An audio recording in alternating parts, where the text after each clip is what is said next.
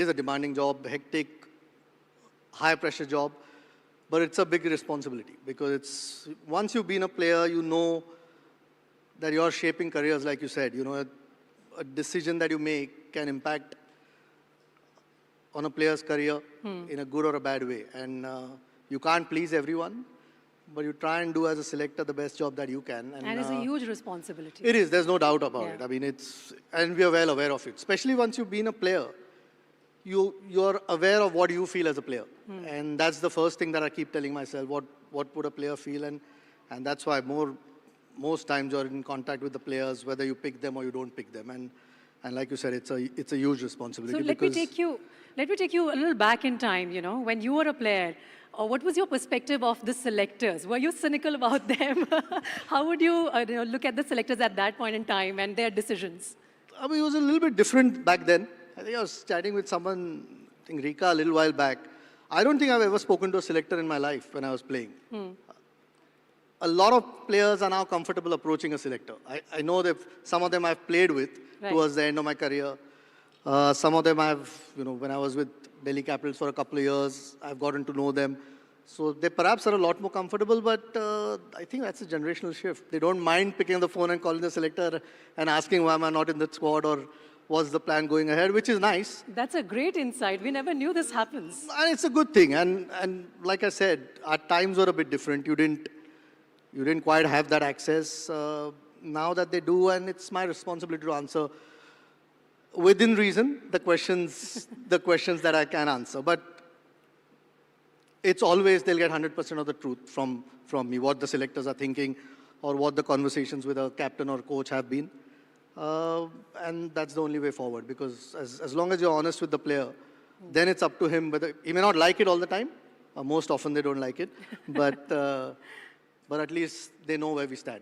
But being the selector of Indian men's team, being chief selector, it's never easy because there are so many critics out there, especially with social media. One, obviously, some players who get left out, they are not happy. Their fan army is not happy. How do you deal with that amount of pressure? Because, we have so much of talent in our country. You select 15, equally capable 30 are sitting out. How do you deal with this pressure? Yeah, I mean, if you pick 150 tomorrow, they'll still miss that one or two players who's not been picked in that, which is a good problem to have as a selector. That you have so many players to pick from. It improves the competition levels, the performance level stays high. With regards to, I mean, the sport is so popular in India, it's followed so widely that there are going to be people who will be critical of your decisions. The fan bases have increased multiple times over the last few years. Absolutely. Social media, I mean, the best way to do it is not read or listen to what's said about you, good or bad. And I've done that as a player because I didn't think it helped me. More so as a selector. Every now and then someone will still send you something. Because a lot of it, and we as selectors keep discussing amongst ourselves as well.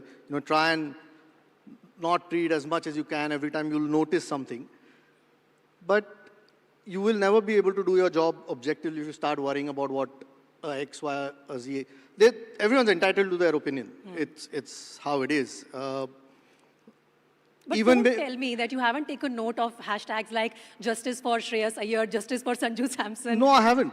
I promise you. And because I am on social media, but the presence is not there. Especially after this job, I've made it a point not to, because it's a no-win situation as a selector. I mean, even as a coach or a captain of the team, it's because there are so many players to pick from, somebody will like the other player or that one player who's missing. So, no, better stay away from it.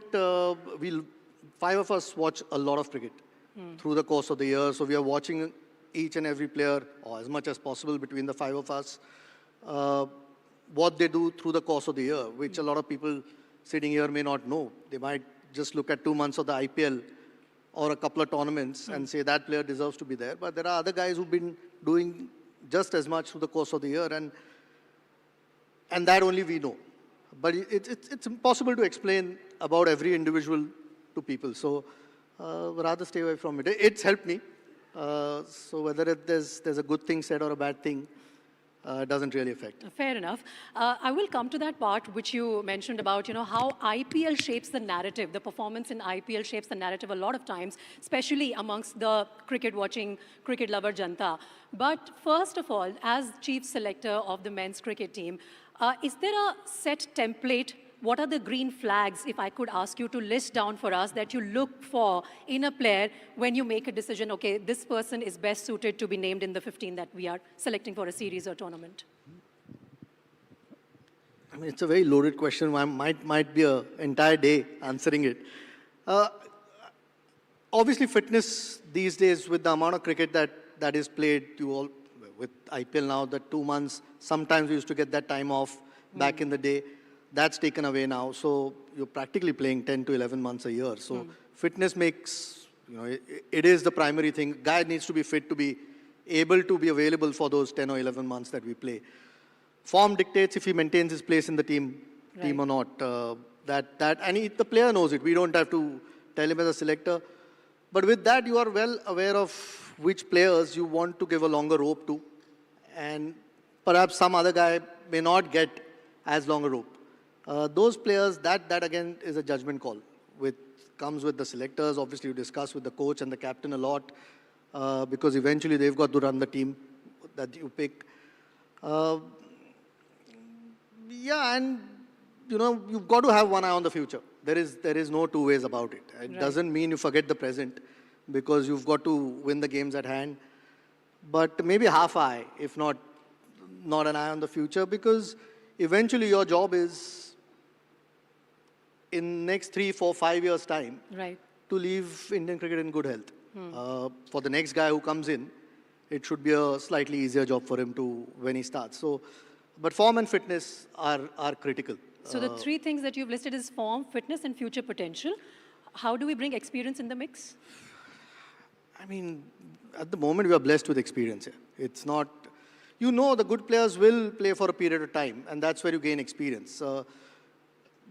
The thing that, I know BCCI gets blamed for a lot of things, but a lot of people that don't realize, I mean, not just the national team that's playing. There's an India A team, there's an emerging team, there's obviously first-class structure, which is improving, and we have a lot of teams. So all those things go into getting a player that experience IPL, such a high-pressure, highly competitive tournament, that when a guy comes to the Indian team or the national team, he's more or less ready. I think when we played, there wasn't as much exposure to playing against different countries or different players or with overseas players, that sometimes it took a little bit of time to get adjusted to the top level. I don't think that's the case with players anymore today. I think most of them, when they make their debuts, are ready to go out and perform, and which is makes our job a lot easier.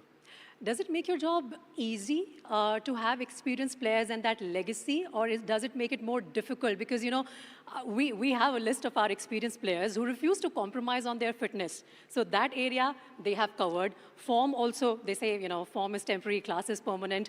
So is it a sort of a burden to have legacy cricketers and then, sort of find a place for themselves in your team? No, not at all. I mean, you have those legacy cricketers because they've created it for themselves. Because of their performance over the years. I mean, there is no one team in world cricket who will not want experience in their team. It's always got to be a balance between some of our youth players or the newer players and your experienced players to guide them. And it's been the case through history. So, you'd rather have those experienced players playing well, which, once you've been around forever, you take pride in your performances. I don't, like I said, they've created that legacy for themselves, and, you treat them with that respect, and there's always that respect when somebody's been around for 10, 12, 15 years. Maybe some of the conversations don't come out that you have with those players, but there's nothing but respect for the guys that have achieved that long, and you want them around the team because there are a lot of young guys that come through every year. We have at least 6 or 7 guys that make their debuts, and with different formats now, perhaps sometimes more. You want those young, senior guys to to guide them. And the longer they play, it's always good for the team. And I'm coming to the inevitable question, which, if I were to ask for a poll in this audience, if not 195% would say that they would want to see Virat Kohli and Rohit Sharma in the 2027 ODI World Cup squad. What are your thoughts as the chief selector? And I thought you'd never ask. So, no, look, I mean, they're part of that squad at the moment for Australia. Like I said, they've been incredible players for a long period of time. And it's probably not the forum to keep harping on individuals because you want to try and focus on the team, what the team wants to achieve. And in 2 years' time, we don't know what the situation is going to be. So why just them two? It could be some other younger players. No, specifically for the two of them. No, Can I ask you that their future, their probability of being a part of the squad in 2027 would now depend on each and every ODI series that will be played between now and 2027? I mean, that'll be a bit silly, isn't it? When the guys have one average is over 50 and one average is close to 50. So you're not going to put them on trial for every game. But 2027 is a long way away. Both of them play one format. They're playing cricket after what? We played 8th or 9th of March was the Champions Trophy final. They'll play 19th of October. They haven't had a lot of cricket. 7 months. Yeah, so once they start playing, and then you assess as you go forward. They're not on trial. They've achieved all they had to achieve in terms of not just winning trophies, but runs. So it's not that if both of them don't get runs this series, that will be the reason they won't be there. Or if they get 300s, that is the reason they play 2027. It's still a long way away, and we see how the team shapes up. But we have some ideas, and as we go along, we'll probably have a better idea of where the team is progressing to. Right, and can I just ask you to reflect on the period when both of them, decided to walk away from T20s and test matches and now focusing only on one-day cricket. Did you get a lot of hate mails? आपने ऐसा करा है, आपने इन्हें retire करवाया है.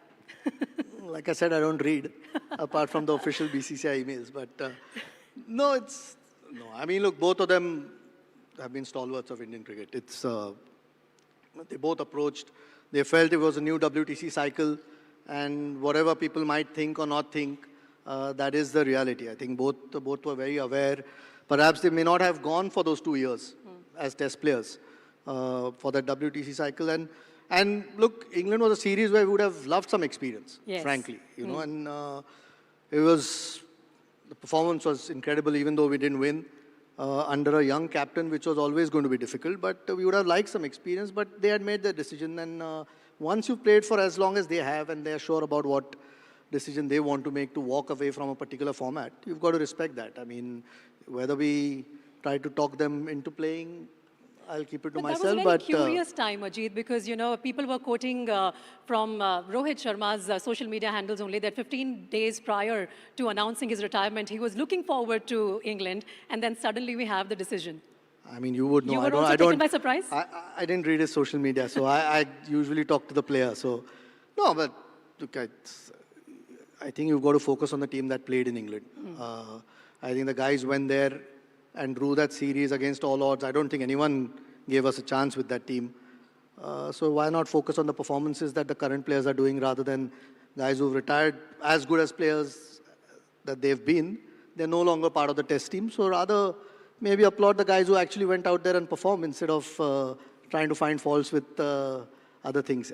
And the team was fantastic. Of course, you guys making some very, very difficult calls, but the calls which were matched with heart and hard decisions, if I could say that. And it's been incredible to see the boys performing. Yeah, but I mean, that's been the case over the years. It's not the first time when a senior player has retired or been left out or has walked away from the game. Well, we've had one guy who played 200 test matches who's not playing anymore. I mean, so that's the nature of sport. The transition is natural. When you do it, how you do it, it has to be in the interest of the team. Yeah. And that is our job and our responsibility. And as long as we, perhaps may not get it right all the time, but the intentions are always right. And you hope that you make the right decision at the right time. Ajit, I want you to just give us an insight into what happens in that, boardroom meeting with the chief selector and the other four sitting around you on the table. Are there moments when you are frustrated, when you would just, be dramatic in that meeting and say, nahi, isko nahi lena tha, isko lena tha? Just give us a bit of an insight. What happens in the meeting when you've made a decision? I mean, we generally have lots of chat before going in the meeting anyway. I mean, look, like I said, captain and coach to me, I mean, even though the decision is for 5 of us to make, I think captain usually sits in the selection meeting. So eventually, once you reach that selection meeting, most of us are on the same page. You've had lots of discussions leading up to that and lots of disagreements, which is important. I mean, that there are 5 people who will have 5 different thoughts, hopefully not 5 different thoughts, but different thoughts. But invariably, there are always 12, 13, 14 players that pick themselves. And those disagreements are healthy, which means that you have more than one option for a particular spot. And eventually, it's our decision to make. I mean, Rahul Dravid was coach before that. And he's a dear friend.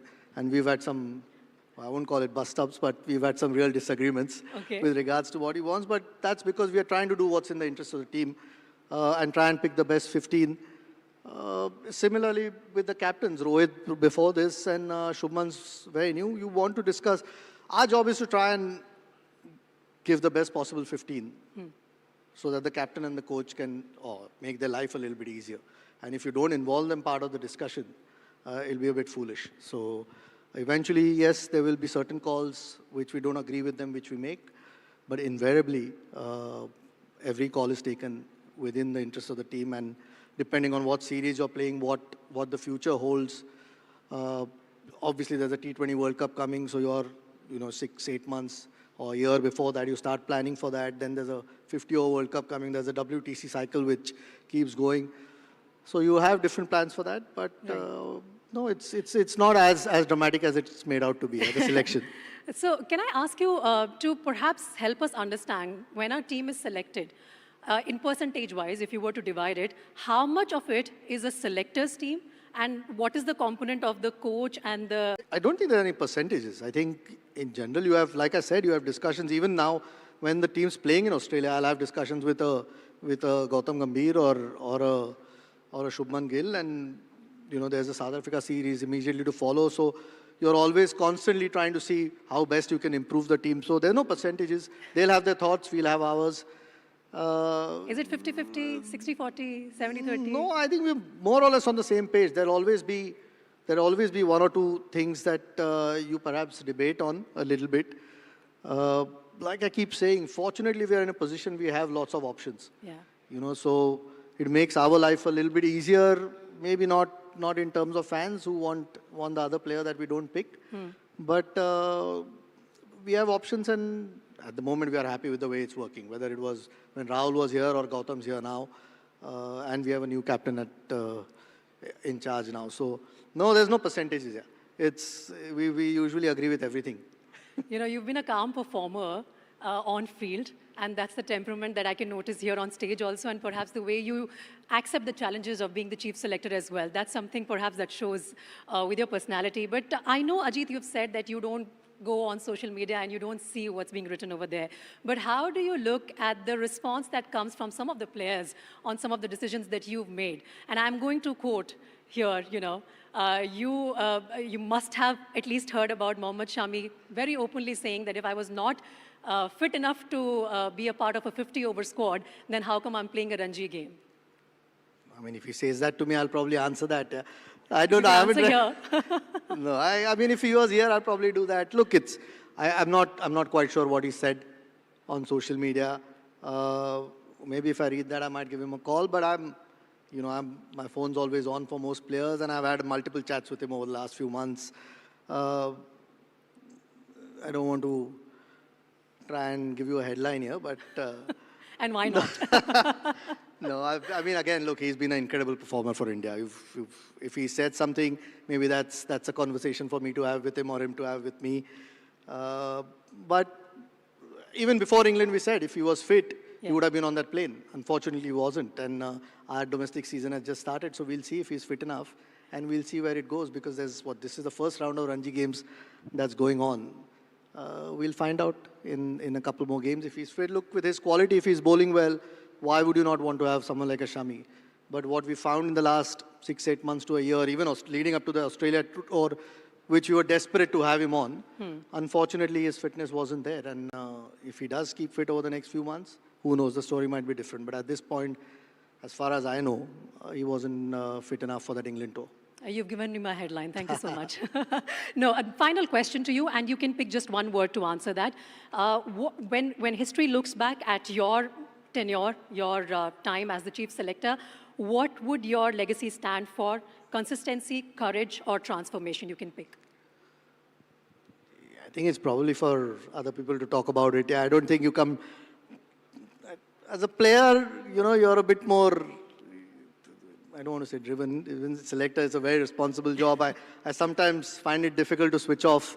No, not legacy. Like I said before, I think the one thing I'm very mindful of how responsible this job is in terms of where Indian cricket goes.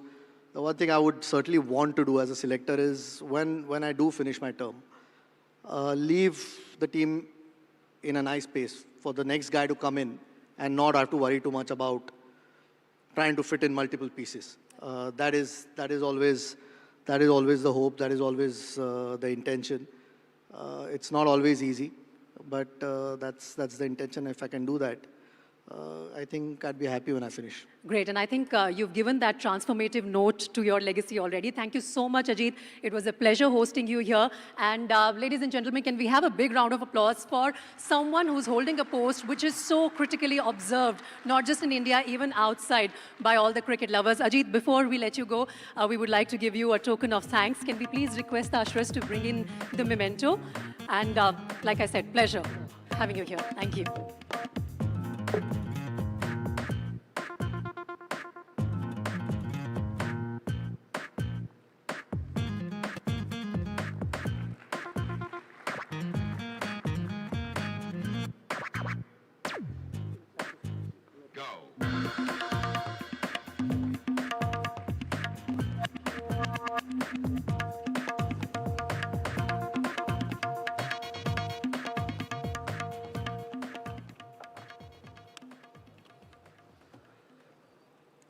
Well, if you thought the morning was exciting, trust me, the best is still to come.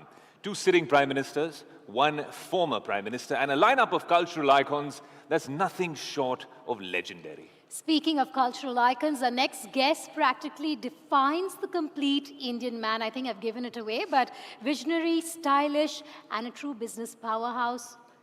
From weddings to boardrooms, from birthdays to business deals, men have dressed in Raymond for generations, a brand that's woven into the very fabric of India.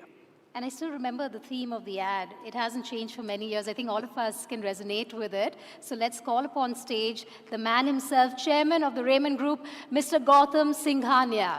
And joining him on stage, NDTV Profit's own complete man, the one and only Neeraj Shah.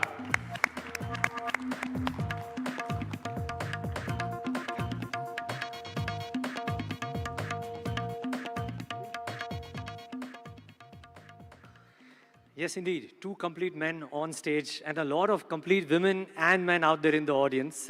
Thank you so much, Mr. Singhania, for joining in. Thank you very much for having me. And, you know, audience and viewers, today we sit down with one of India's most fascinating business leaders. And the reason I say this and say that he's a complete man, because he's transformed a century-old textile legacy into a modern corporate empire. Gautam Singhania has just pulled off a transformative corporate restructuring, splitting a large conglomerate into 3 independent powerhouse businesses, and with more to come, I presume, if I'm not wrong. But he's far from your typical boardroom executive, because he's a man who races supercars at international circuits, founded India's Supercar Club, represents the country on the FIA World Motorsports Council, and owns one of Asia's most enviable automobile collections, from McLarens to Ferraris to Lamborghinis and more. Should we start with cars, Mr. Singhania? Whatever you like. Thank you. That was a very kind introduction. No, not at all. But I want to try and get your perspective on how do you combine what the opportunity that Raymond has as a group with the opportunity that India currently presents, and for you, presumably the world presents as well. So as you know, Raymond is probably the only company in the world that sells for 3,000 times in price point. We go from 300 rupees a meter to 10 lakh rupees a meter under the same brand. And there's no brand in the world that can do this. Nokia had to do Vertu, Toyota did Lexus, Ritz did Four Seasons. And as a company, and we were talking earlier, you said we are in the luxury space. No, we're not. We're in the belly of the market. 99% of our business is in the belly of the market. So if you take lifestyle, this is the India. I mean, everybody grows up and gets married in a Raymond suit. And you're right, we turned 100 years old a month and 5 weeks ago. So we're probably one of the only consumer brands in India that have survived 100 years. So we're very proud of that, and we're proud of that because the Indian consumer has a lot of trust and belief in Raymond. If you take real estate, you were talking about real estate being luxury. For us, we operate in the affordable luxury segment. And I always say, whether you take lifestyle, fashion, clothing, whilst you say you're in the fashion business, Armani and us are in two different businesses, whilst we both make clothes. Loda and us are in two different businesses in the real estate space. They're in a completely different market with them and Oberoi, and we are in a completely different business. Whilst we're both into real estate, we're both in two totally different businesses. And when you start looking at it like that, you get different answers. So, okay, tell us about this opportunity, therefore, that comes in, because there's a clear pivot, or if not a pivot, a push towards consumption in addition to the capex push that India has had. I'm loosely bucketing into two, right? Where does Raymond see opportunity both on the India scale and the global scale, particularly as India stamps its dominance on the world stage? So firstly, let me flag it. Let me say more than 90% of our business is now going to be in India. And as the middle class grows, as the aspiration of the middle class grows, whether it's in the fabric space or whether it's in everybody wants a home. I mean, a 2 to 3 crore rupee home in Bombay is affordable luxury. Everybody wants that. If you take the global space, today there's a gravitas to wanting to manufacture in India.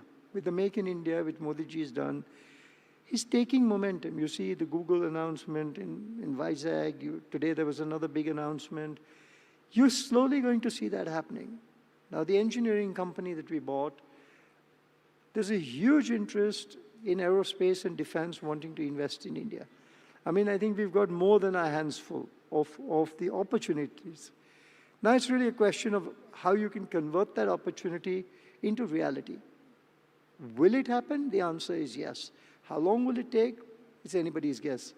So I'm very, very bullish on the international opportunity towards India. You've got the disruptive things like Trump, which is very controversial. I don't want to comment on that because that's a whole day's discussion. But as consciously as a company, we have taken the decision that we don't want to operate in the US. And I'm sorry I'm making a very controversial statement, but if companies like us start feeling that this is causing too much uncertainty and disruption, and we don't want to deal with that uncertainty. I'm sure there are hundreds of companies in the world that are thinking, and then we've got to understand what's the long-term fallout of that. Interesting. But from what you said, if you've taken this conscious decision of 90% business in India, you believe that for all the facets of your business, which is textiles and lifestyle to real estate, to the engineering, aerospace, defense business, all of them give you enough opportunity to grow at the pace that you want the group to grow? Well, real estate grew at 46% last year. Where in the world will you see a 46% growth? Okay, I'll bet we grew it from a lower base, but we still grew 46%. Lifestyle is growing today. You've got the legacy business of the fabrics. Now, do I want to go up and set up 10 shops in the UK? I don't want to do it because it's going to divert management attention. It may look, sexy to be in the UK and US, but it's not going to pay you. We've got so many new verticals, whether it's ethnic wear, sleepwear, innerwear, and each one can become large. So India is the land of opportunities. I mean, if you had $100 today and you say, I wanted to invest, where would you invest? If I had a choice to live anywhere in the world, I want to live in this country because this is the land of opportunities. I mean, if you go to UK today, it's horrible. Nobody wants to be there. And manifestation of that, you saw the UK Prime Minister who came, but you saw the size of delegation that came with him because they are all looking at the opportunity in India.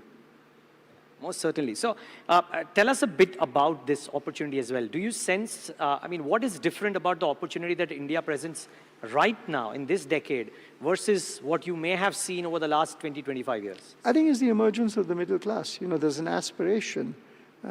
Every middle class individual has an aspiration to want more. and when goods and services are available. So let's take real estate. You know, when there were no good quality, affordable housing in the market, there was no demand. But suddenly when you put the product in there, we've sold over 5,000 apartments today in 5 years. And this is only exponentially growing. We started with our legacy land. Today we've got 7 JDAs. And a lot of you are from Delhi, but I don't think you understand. In Bombay, in my opinion, and I could be wrong by a couple of 100 million or billion, but it's a $2 trillion opportunity. Just Bombay for real estate development. Look at the amount of money they're putting into infrastructure, with the coastal road, airport, metros, Atal Setu, and now a lot more. So there is huge opportunity. It's just you got to grab it.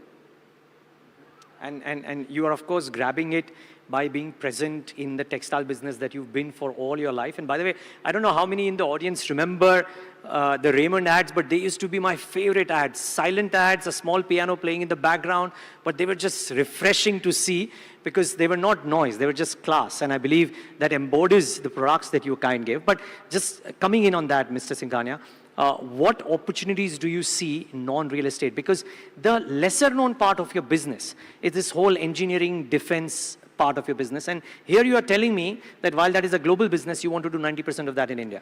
No, so I'll only say in the engineering business, we're in 3 parts. One is engineering files, which is our legacy business, auto components, and aerospace and defense. Auto components, we're significantly focused outbound, but again, reduction in America. We want to reduce in America, look more at Europe. You'll still get the same customers.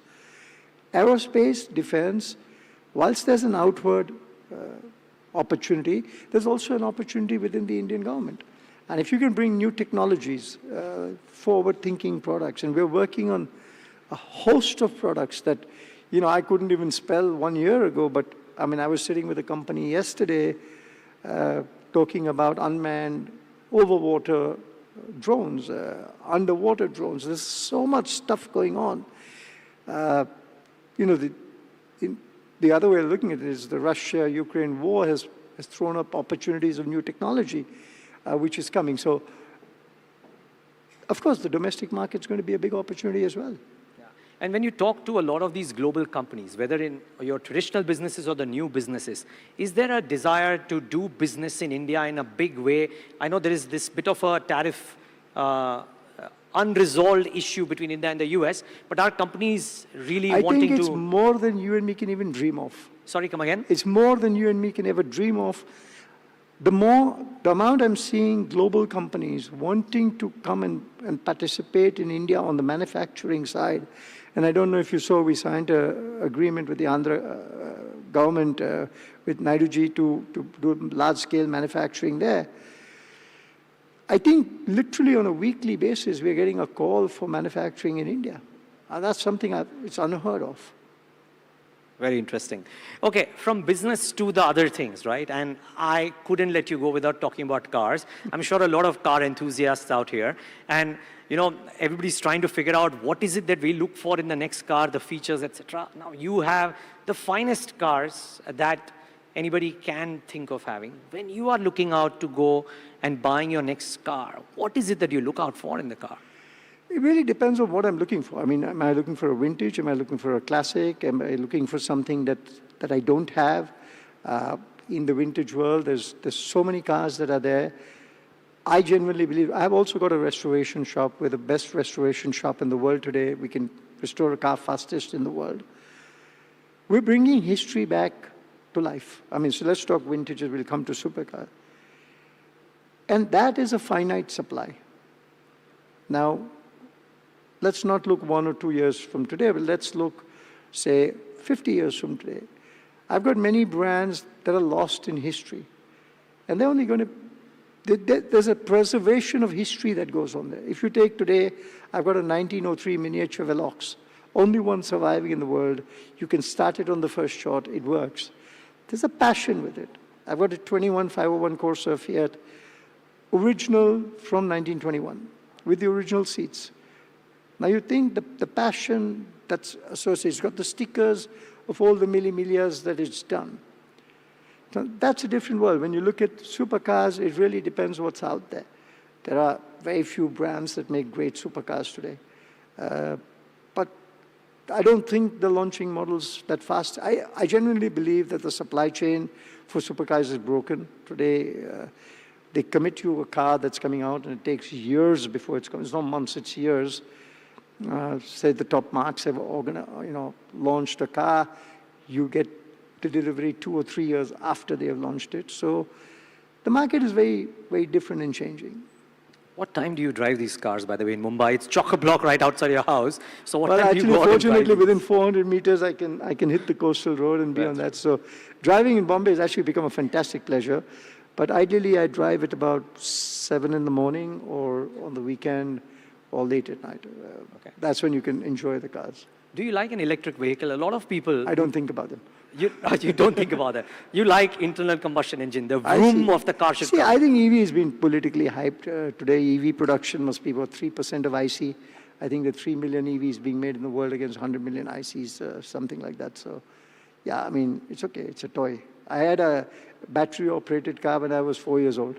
So why are we talking about EV today? My little go-kart was EV. Okay, that's an interesting comparison. Tell us a bit about the Supercar Club, because, I mean, also, I might be mixing an apple and an orange here, but, I remember back in my college days, F1 was really big. I don't know if it's still as big, and cars are not as big a deal as in racing cars, motorsport, maybe I'm wrong, but at least in my circle, it is not as big a deal as it used to be in the past. Am I correct? No. No, so you're talking about the Supercar Club. The Supercar Club was formed in 2008. I used to find when I used to take my car out, everybody used to like to look. And I genuinely believe that, exposure creates demand, exposure creates motivation to buy. And that's how the Supercar Club was formed. It was a group of people who enjoyed cars, who talked cars. It's like any special interest group. And I think over the last 17, 18 years, it's grown into a very large club. We had our last event this year, and I was shocked. I mean, we had 250,000 people that came to the show. We had 69,000 reposts on Instagram. And I think we got something like 500-600 million views on the event. But every kid was there because it was open to the public. Every kid was there with his camera. And I can guarantee you every kid there was saying that when I grow up, I want to buy a Ferrari. I want to buy a Lamborghini, I want to buy an Aston. And that exposure creates motivation.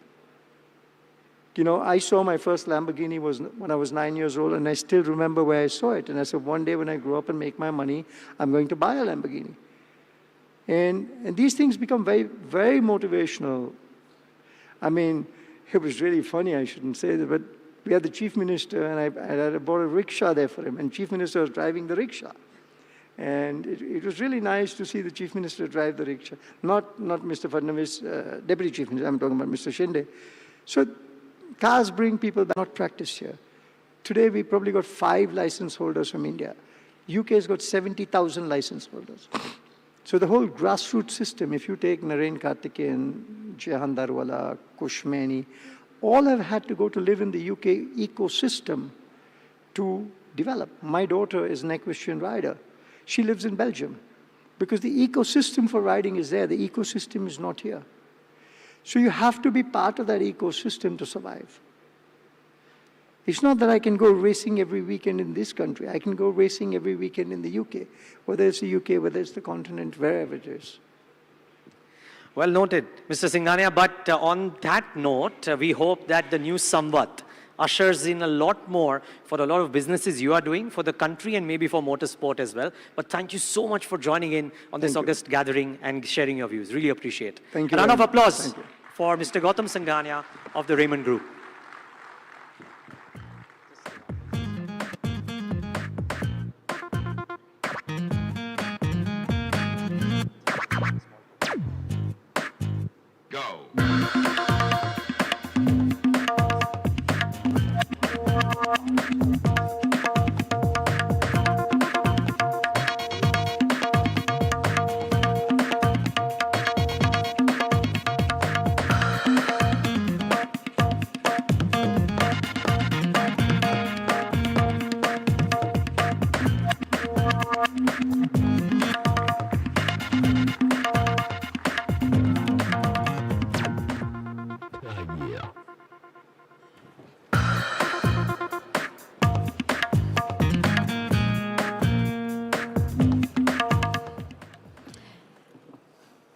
Thank you, Mr. Singhania, for that wonderfully candid and insightful conversation. The NDTV World Summit isn't just about what's happening in this hall, Ayush. Absolutely, Vedika. I think that was a fascinating session.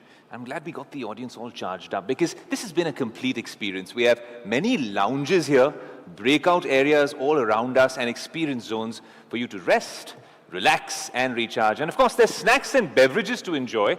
And then this is Networking Pro Max, Vedika. I mean, I'm waiting to go and chat with half of the people in the front row. Pro Max, yeah, you would say that. All right, so we're going to take a tea break now. We'll be back in a while. So absorb those fascinating conversations, of course, the ones we've had on stage and off stage. We request everyone to be back in this hall in a couple of minutes, about 55 minutes from now, as the doors, this is important, please note, the doors will close sharp at 5 p.m. ahead of Prime Minister's session for security reasons. So please be back in 55 minutes. Thank you. See you on the other side.